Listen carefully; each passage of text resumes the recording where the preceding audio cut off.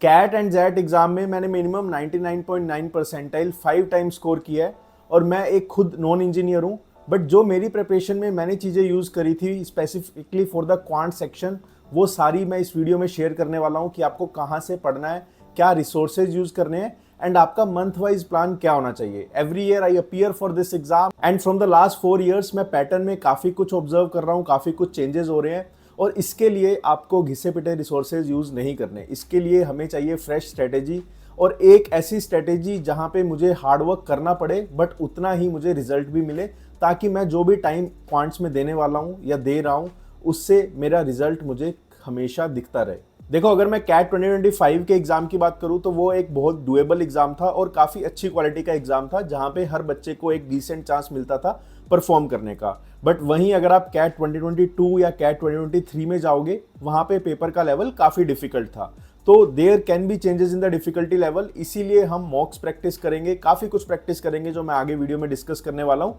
But आपको starting से पता होना चाहिए कि इररिस्पेक्टिव ऑफ डिफिकल्टी लेवल और इररिस्पेक्टिव ऑफ योर बैकग्राउंड, आपने अगर ठान लिया कि आपको 99 परसेंटाइल लेके आने हैं तो आप कैसे भी लेके आओगे। एंड उसके लिए I will share my strategy, my plan कि अगर मैं फ्रेशर होता या मैं रिपीट भी कर रहा होता तो मेरा सबसे पहले प्लान क्या होना चाहिए with the appropriate amount of resources and the timeline that we have in our hand. Assuming कि आप अपनी प्रिपरेशन को 1 अप्रैल से स्टार्ट कर रहे हो और आपका टारगेट 99 परसेंटाइल है, इररिस्पेक्टिव कि आपने पीछे क्या किया हुआ है, आपके लास्ट कैट में क्या मार्क्स आए थे।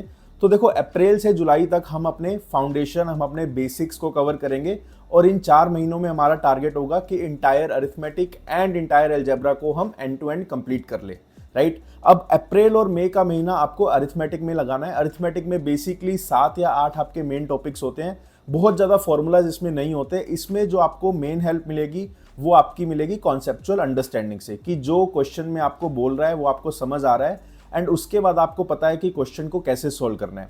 अब इस चीज़ के लिए टाइम मटेरियल आपको फ्री ऑफ कॉस्ट मिल जाएगा काफ़ी टेलीग्राम ग्रुप्स में, वो आप देख सकते हो। That is one of the best material, time का मिल जाए, आईएमएस का मिल जाए, आपको फ्री पीडीएफ्स मिल जाएंगी। मैटर नहीं करता वो 10 साल पहले वाला मटेरियल है या आज का मटेरियल है, मटेरियल हमेशा सेम रहता है। तो आप बेसिक्स वहाँ से कर सकते हो और कुछ यूट्यूब रैंडम वीडियोज़ आप देख सकते हो to cover your basics of every topic. For example time and work में काफ़ी चीज़ें होती है, काफ़ी ट्रिक्स होती है, वो आपको सीखनी है, राइट। टाइम स्पीड डिस्टेंस में काफ़ी कुछ सीखना पड़ेगा आपको, that is a completely new topic और थोड़ा सा डिफिकल्ट भी होता है। कुछ ईजी टॉपिक्स भी होते हैं जैसे profit and loss, percentages, right. तो ऐसे मिक्स ऑफ टॉपिक्स मिलते हैं। But arithmetic is a strongest section, should be your strongest section, because हमेशा 40 to 50% of the question in every exam, CAT, NMAT, SNAP, XAT, सारे exam में arithmetic भर भर के आता है। और एक बार अरिथमेटिक आपका स्ट्रॉन्ग हो गया, आपको पता है कि हर क्वेश्चन को कैसे अप्रोच करना है, उसके बाद रिवीजन में बहुत ज़्यादा एफर्ट नहीं लगता। जनरली जो हमारा क्वांट्स में एफर्ट लगता है वो या तो प्रैक्टिस में लगता है या फिर फॉर्मूलाज में लगता है। बट अरिथमेटिक में एक बार प्रैक्टिस करनी है, उसके बाद फॉर्मूला रिवीजन या क्रैमिंग की आपको बिल्कुल भी नहीं नीड पड़ेगी, राइट। इसके लिए बस सिर्फ आपको टाइम मटेरियल करना है, हर टॉपिक के अराउंड 100 to 200 क्वेश्चंस ट्राई करना, टारगेट करो। और उसके बाद अगर कभी भी डाउट है, you can join my free group, या बहुत सारे आपको और फ्री ग्रुप्स मिल जाएंगे, वहां पे काफी एक्टिव रहो, वहां पे आपको फ्री में हेल्प मिल जाएगी। उसके बाद हम जून और जुलाई में आपको स्टार्ट करना है अलजेब्रा। देखो, अलजेब्रा बहुत फैला हुआ टॉपिक है, बहुत बच्चे जो नॉन इंजीनियरिंग बैकग्राउंड से आते हैं या इवन इंजीनियरिंग बैकग्राउंड से आते हैं, उनको हल्का सा टाइम लग जाता है अलजेब्रा के टॉपिक्स को समझने में। होते यहाँ भी 10-12 मेन टॉपिक्स हैं, बट वो 10-12 मेन टॉपिक्स में आगे सब टॉपिक्स काफ़ी होते हैं और हर क्वेश्चन की एक नई वैरायटी होती है। तो अलजेब्रा में कॉन्सेप्ट तो समझना ही समझना है, बट फॉर्मूला एप्लीकेशन बहुत इंपॉर्टेंट है, आपको पता होना चाहिए, because there will be a lot of formulas in algebra. So you should know कि एक फॉर्मूला को मैं किस टाइप के क्वेश्चन में अप्लाई कर सकता हूँ। हर फॉर्मूला को हर क्वेश्चन में अप्लाई आप नहीं कर सकते। Sometimes the question become so lucrative enough कि आपको लगेगा कि ये फॉर्मूला यहीं लगा दो, बट वो एक्चुअल में फॉर्मूला नहीं लगता, सिली मिस्टेक्स हो जाती है। तो अलजेब्रा में आपको 2 चीज़ें कवर करनी है, एक तो फाउंडेशन बहुत अच्छी हो, दूसरी number of variety. There will be 100 types of variety in algebra, जिसमें एक क्वेश्चन जैसे लॉग टॉपिक है, तो लॉग टॉपिक में अगर आपने टॉपिक समझ भी लिया, दैट डज नॉट मीन कि आप सारे उसके क्वेश्चंस कर पाओगे।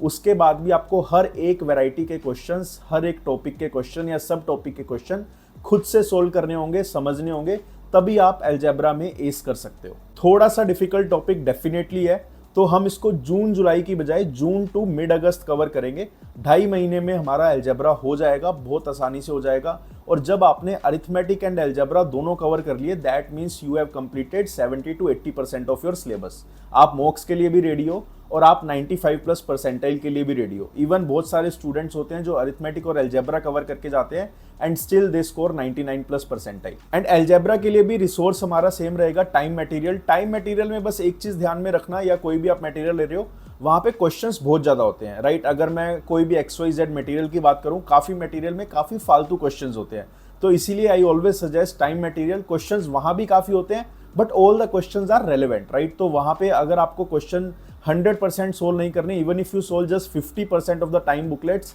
I think you will cover each and every variety of topic, और जो सब वैरायटी है, सब टॉपिक्स हैं, वो भी आपके कवर हो जाएंगे।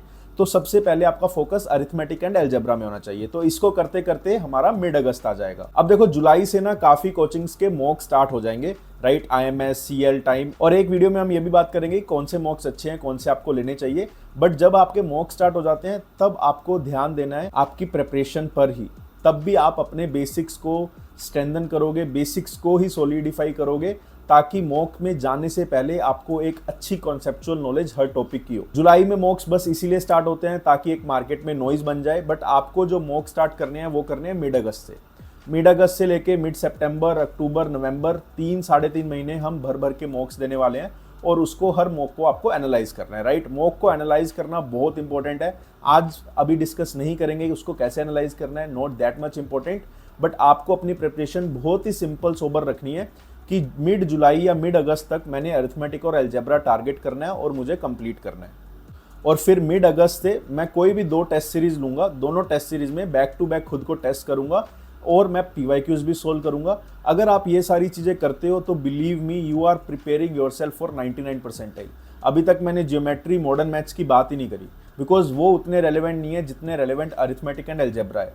एंड अगर किसी बच्चे ने मिड अगस्त तक खुद को प्रिपेयर कर लिया अरिथमेटिक और अलजेब्रा के लिए, उसके बाद मॉडर्न मैथ्स और ज्योमेट्री कवर करने में आपको बहुत ज़्यादा टाइम नहीं लगेगा, राइट। जो मेन 2 पिलर्स हैं पूरी क्वांट्स के फॉर एवरी एग्जाम, वो आपके अरिथमेटिक एंड अलजेब्रा है। अगर अरिथमेटिक अलजेब्रा समझ नहीं आए तो स्कोर नहीं आएगा, आगे वाले टॉपिक भी समझ आपको नहीं आएंगे। अब देखो ये सारा काफ़ी कुछ सुन के आपको थोड़ा सा बर्डन फील हुआ होगा, है ना, कि मैं सारा कुछ कैसे करूँगा, कैसे इंश्योर करूँगा कि मुझे डेली टारगेट्स में क्या करना है, मुझे कंसिस्टेंसी कैसे मेंटेन करनी है, मैं सबसे बेस्ट मटेरियल कहाँ ढूंढूंगा, कहाँ मिलेगा, अगर कुछ समझ नहीं आया तो रैंडम रिसोर्सेज से कैसे उसको फिगर आउट करूँगा। So to resolve this problem every year I launch QA DLR super 100 batch, जहाँ पे I select 200 students, first 200 students without any discrimination, और फिर हम साथ में मिलके क्वांट्स और DLR की प्रिपरेशन करते हैं from basics. This year I am going to start a fresh batch from 1 April. You can just go through my website www.roadtocat99.in। आपको बस वहाँ पे इनरोल कराना है। As soon as you enrol you will have long call with me to discuss your plan ahead, और फिर सारी live classes में हम एक एक टॉपिक को कवर करेंगे। You can also check out demo on the website. एक सबसे इंपॉर्टेंट बात इस कोर्स की है कि there is no involvement of external faculty. Results आप देखोगे तो we had 99.99 percentilers, we had multiple 99+ percentilers, a lot of people converted ब्लैकी IIMs, top colleges. So this is our first and last batch for this year. Do check out our course. अब देखो जब आप self preparation करते हो या कोई भी टीचर से प्रिपरेशन करते हो, सबसे बड़ा डाउट आता है कि सर मैं ऐसे नोट्स कैसे बनाऊं ताकि उसके बाद मुझे वीडियो लेक्चर पे दोबारा जाना नहीं पड़े और मुझे वो नोट्स जब भी मुझे नीड हो वो हेल्प कर जाए। तो देखो 2-3 चीजें बताता हूं। एक तो आप अगर कहीं से भी पढ़ रहे हो, आपका इंटायर फोकस स्क्रीन पे होना चाहिए, राइट। आपको क्लास के साथ साथ नोट्स नहीं बनाने, because when ever you start doing something along with the class, आपका जो अटेंशन स्पैन है वो डिवाइड हो जाता है, तो वो हमें कभी भी नहीं करना।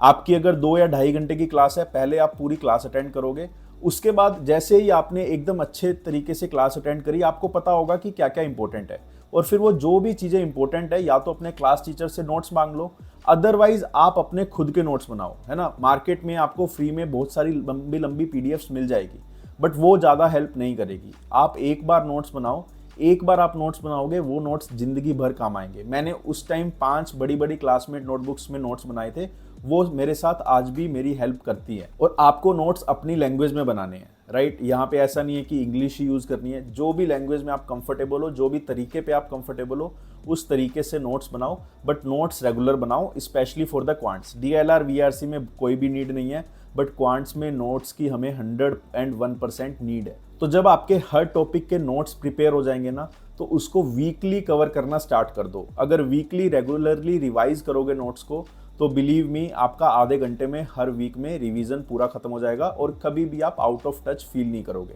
अब आपने लेट्स से एक टॉपिक करते हैं, आपने प्रॉफिट एंड लॉस किया, कॉन्सेप्चुअल क्लासेस कर ली, एप्लीकेशन कर ली, प्रैक्टिस कर लिया, नोट्स बना लिया। अब आगे क्या करना है? उसके बाद हम ना क्विजेज लॉन्च करते हैं, quizzes based on past year questions and quizzes based on mock question. क्योंकि मॉक के लिए फुल लेंथ मॉक तो हम मिड अगस्त में स्टार्ट करने वाले हैं, बट उससे पहले आपको अच्छे क्वालिटी के CAT level question based on past year, based on mocks practice करना स्टार्ट कर देने हैं फॉर दैट स्पेसिफिक टॉपिक। अगर आपने प्रॉफिट एंड लॉस किया है तो टाइम बेस्ड क्विजेज आपके पास होनी चाहिए, राइट। और वो हम daily target free of cost भी रिलीज करते हैं अपनी वेबसाइट पे फॉर एवरीवन। उसमें आपको डेली बेसिस पे 5 या 10 क्वेश्चन मिलेंगे, वो आपको रेगुलरली प्रैक्टिस करना है for quants, DLR VRC for all the section. ठीक है, अब आपका मटेरियल मिल गया आपको, टाइम रिसोर्सेस अगर फ्री में चाहिए, राइट। अगर कोई लेक्चर में हेल्प चाहिए, यूट्यूब पे बहुत कुछ पड़ा है। ठीक है, प्लान हमारा क्या है? अप्रैल और मई में हम अरिथमेटिक कवर करेंगे, जून एंड जुलाई में हम अलजेब्रा कवर करेंगे। उसके बाद मिड अगस्त से हम अपने मॉक्स को स्टार्ट करेंगे और मॉक्स को एनालाइज करेंगे, और कौन से मॉक्स लेने हैं, कौन से मॉक्स को कैसे एनालाइज करना है, वो हम अगली वीडियो में डिस्कस करेंगे। अब देखो, ये सब करने के बाद ना, believe me, last year CAT 2025 में 27 मार्क्स पे 99 परसेंटाइल आए थे। मोटा मोटा 9 क्वेश्चन अगर करेक्टली सोल्व कर दोगे तो आप 99 परसेंटाइल ले आओगे। और आज के कैट के पैटर्न में, आज के क्वांट्स के पैटर्न में ना, ये डिफरेंशिएशन बंद हो गया कि आप इंजीनियर हो या नॉन इंजीनियर हो। जो आज के टाइम काम करती है वो काम करती है कि आपने कितनी क्वालिटी प्रेप करी हुई है, आप क्वालिटी प्रेप करके आए हो या नहीं करके आए हो। जो पढ़ के जाएगा, जो अच्छे से सिलेबस कवर करके जाएगा, उसको एग्जाम डिफिकल्ट नहीं लगेगा, स्पेशली द क्वांट सेक्शन। और हमारे QA 100 बैच में भी ना, स्पेशली QA 100 बैच में इतने 99 परसेंटाइलर्स निकलते हैं एवरी ईयर, बिकॉज क्वांट्स में अनसर्टेनिटी बहुत कम है। जब आप एक रेगुलर अमाउंट में प्रैक्टिस कर लोगे, इनफ नंबर ऑफ क्वेश्चंस, उसके बाद आपको और कुछ नहीं चाहिए। आई रिमेंबर एक बार कैट 2022 और समथिंग में पेपर बहुत हार्ड आया था, तब भी क्वांट्स में 23-24 मार्क्स पे 99 परसेंटाइल आ गए थे। Cut offs will change according to the paper level, according to the difficulty, right. But अगर आप एक अच्छी प्रिपरेशन के साथ जाओगे, सिर्फ अरिथमेटिक अलजेब्रा के साथ भी जाओगे ना, और आपका फोकस होना चाहिए कि मिड अगस्त तक मैं अरिथमेटिक और अलजेब्रा पूरा कंप्लीट कर लूँ, उसके बाद आप हर एग्जाम में 99 परसेंटाइल लेके आओगे। कंसिस्टेंट रहेगी परसेंटाइल, चाहे आपकी 95 हो चाहे 99 हो। 95 से कम आने का चांस ही नहीं है, बिकॉज 95 से कम मतलब आप 5-6 क्वेश्चन भी सही से सोल्व नहीं कर पा रहे। दैट क्लियरली सेज कि अगर आप 5 या 6 क्वेश्चन 22 में से नहीं कर पा रहे, तो आपकी कहीं ना कहीं प्रिपरेशन सही नहीं है। Before I end this video, I just want to discuss 3 और 4 मिस्टेक्स जो हमेशा स्टूडेंट्स गलती करते हैं, हर साल भर भर के गलती करते हैं, और लास्ट में उनको रियलाइज होता है कि यार मुझे ऐसे नहीं जाना चाहिए था, I should have taken something else. देखो, first thing is fear of maths, right. आपको ये फोबिया नहीं होना चाहिए कि क्वांट्स में कर नहीं सकता, या मैं पहले नहीं की हुई, या ये बहुत डिफिकल्ट सब्जेक्ट है। अगर आपको कहीं भी पढ़ते टाइम ये लग रहा है कि ये डिफिकल्ट सब्जेक्ट है, या ये बंदा जो बोल रहा है वो मुझे समझ ही नहीं आता, या ये सब्जेक्ट ही बहुत एक्सट्रीमली डिफिकल्ट है, then always doubt on the resources that you are using, never doubt on your capabilities, right. मैंने ऐसे ऐसे बंदों को देखा है जिनका 60-70 परसेंटेज था 10th-12th में, उन्होंने क्वांट्स फोड़ा है।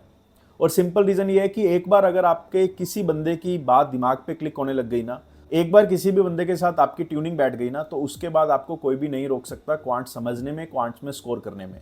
तो फर्स्ट मेक श्योर दैट जहां से भी आप पढ़ रहे हो, जो भी रिसोर्सेज से आप पढ़ रहे हो, वो रिसोर्सेज अच्छे होने चाहिए, अच्छी क्वालिटी के होने चाहिए। Second advice is always have targets in your mind. अगर आपको लग रहा है कि आज मैं अलजेब्रा करूंगा, कल अरिथमेटिक करूंगा, फिर ज्योमेट्री करूंगा, that means you are unnecessarily confusing yourself. और होगा क्या, 1-2 महीने बाद आप इस पोजीशन पे पहुंच जाओगे जब आपने कुछ भी नहीं किया होगा, बिकॉज आपने कभी प्लान ही नहीं बनाया, आपने कभी सोचा ही नहीं कि मेरा टारगेट वीकली ये होना चाहिए, मंथली ये होना चाहिए। तो आपका अगर सेल्फ प्रिपरेशन कर रहे हो तो वीकली मंथली टारगेट्स होने चाहिए।